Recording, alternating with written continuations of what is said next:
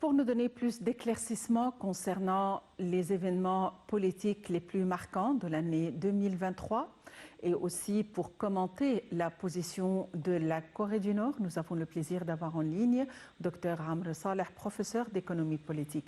Dr Amr Saleh, bonsoir et bienvenue avec nous. Bonsoir, le plaisir est toujours le mien. Bonsoir. Docteur Amr Saleh, tout d'abord et brièvement, un problème qui commence à surgir entre la Corée du Nord à la Corée du Nord, qui a avancé des menaces très claires qu'au cas où elle ferait l'objet de provocations par l'arme nucléaire, elle n'hésiterait pas à recourir à l'arme atomique. Comment peut-on analyser cette position ? Écoutez, vous savez, la question de la Corée, à mon avis, c'est une question secondaire. C'est-à-dire que c'est lié au conflit qui oppose la Chine et l'Iran, plutôt. Docteur Amr Saleh, êtes-vous en ligne avec les États-Unis. Certains nous diraient quel rapport entre la Chine, la Russie, les États-Unis et puis la Corée du Nord. Vous savez que lorsqu'il y a des conflits entre les deux superpuissances, il y a toujours ce qu'on appelle des conflits satellites ou des conflits secondaires. Et donc, à mon avis, mon opinion est que la Russie et la Chine ont poussé la Corée à faire une petite pression ou davantage de pression sur les États-Unis, comme une carte de pression de la Russie et de la Chine sur les États-Unis. Et c'est ce que j'ai dit toujours, lorsqu'il y a des conflits entre deux grandes puissances, vous avez malheureusement, vous avez toujours des conflits qui surgissent partout dans le monde, comme des conflits par exemple en Afrique, ou comme ce qui se passe à Gaza. Vous voyez ce qui se passe à Gaza, par exemple. Vous avez le conflit à Gaza, et puis vous avez appris ce qu'on appelle des conflits satellites, comme les affrontements au Liban, le Hezbollah et Israël, et puis les problèmes dans la mer Rouge, navigation la navigation maritime dans la mer Rouge, et les obstacles qui ont survenu en mer Rouge. Quel rapport entre la mer Rouge et Israël? Tout est lié en ce moment. Vous savez, cette liaison géopolitique qui lie le monde fait que quand on a pris un grand conflit qui se passe dans le monde, vous avez d'autres conflits qui surgissent dans d'autres régions du monde. Et donc, à mon avis, la Corée du Nord est une carte de pression de la Chine et de la Russie sur les États-Unis. Et moi, je pense pas que, pour répondre à votre question, je pense pas que la Corée aura recours à l'arme nucléaire ou atomique. Non, je pense pas. C'est une action grave, une action qui sera démesurée. Non, je pense que tout simplement,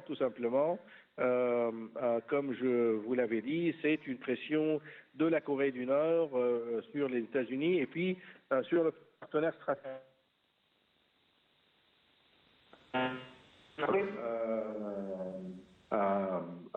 Qui est la Corée du Sud, le partenaire stratégique des États-Unis. Et donc, pour revenir à votre question, je crois que, à mon avis, il n'y aura pas de recours à l'arme nucléaire. C'est quelque chose de très stratégique. À mon avis, ça ne va pas se réaliser. Mais c'est une pression sur les États-Unis et les alliés européens des États-Unis. Docteur Amr Saleh, évidemment, on ne peut pas recenser en quelques minutes les événements politiques en détail, mais quels sont, à votre avis, les événements politiques les plus marquants survenus en 2023 et sur lesquels il y aurait quand même ou à propos desquels il y aurait des répercussions en 2024? Assez mal, si ça ne vous dérange pas. Pardon?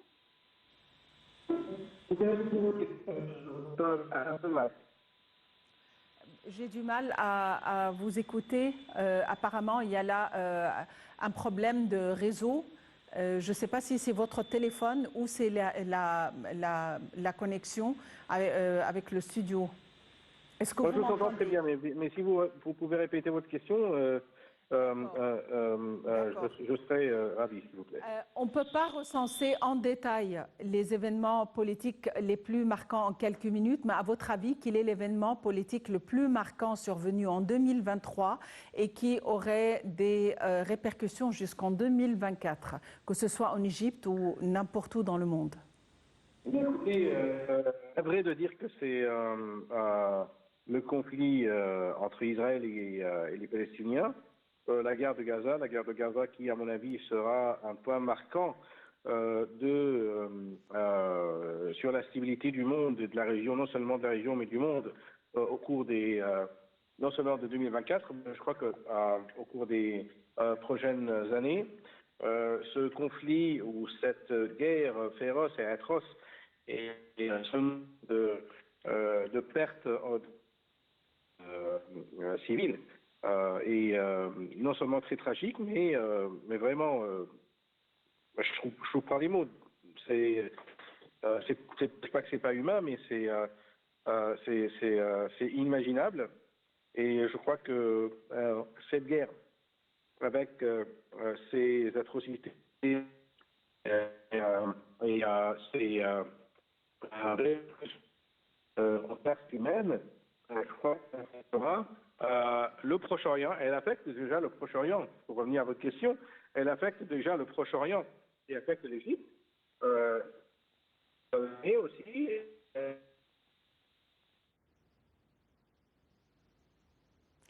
Docteur Amr Saleh, vous êtes professeur